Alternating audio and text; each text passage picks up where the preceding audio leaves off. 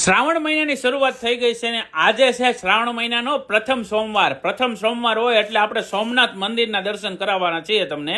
સોમનાથમાં એન્ટર થતા main gate આવી ગયો છે અને મહાદેવના દર્શન આજે હું તમને કરાવવા જઈ રહ્યો છું. 12 જ્યોતિર્લિંગમાં સૌ પ્રથમ જ્યોતિર્લિંગ આવતું હોય ને તો આપણું સોમનાથ મહાદેવ છે.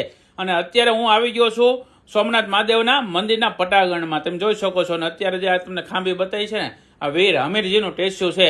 અને જેને બલિદાન છે ને લીલા માથા આપી દીધા હોય ને સોમનાથ મંદિર માટે તેમનું ટેસ્યુ છે. અહીંયા પહેલા તમે જરૂર પહેલા નમન કરજો ને પછી મહાદેવના દર્શન કરજો. કેમ કે તેમને છે ને ભાઈ ધર્મની રક્ષા કરવા માટે તેમને બલિદાન આપ્યા છે. બાકી નાની નાની ખાંભીઓ ઘણી બધી છે જે લોકોએ સોમનાથ મંદિર માટે પોતાનો દેહ નિશાવર કરી દીધો છે. એવા વીર પુરુષોને મારા સત વંદન છે. અને હવે આપણે દર્શન કરી રહ્યા છીએ સોમનાથ મહાદેવના ધજાના. કેમ કે અંદર કોઈ કેમેરો જઈ શકે તેમ છે નહીં, અલાઉડ જ નથી. એટલે આપણે ધજાના દંડવત કરી લઈશું. જય સોમનાથ જરૂર લખજો. જો તમને આ રેલ સારી લાગી હોય તો 20-25 જણા મિત્રોને મેકલજો. કેમ કે સોમનાથ મહાદેવના આપણે ધજાના દર્શન કર્યા. હજી એકવાર મારી સાથે બોલો, જય સોમનાથ મહાદેવ, હર હર મહાદેવ, નમો પાર્વતીપતિ, હર હર મહાદેવ. શ્રાવણ મહિનાની શરૂઆત થઈ ગઈ છે ને આજે છે શ્રાવણ મહિનાનો પ્રથમ સોમવાર હોય એટલે આપણે સોમનાથ મંદિરના દર્શન કરાવવાના છીએ તમને.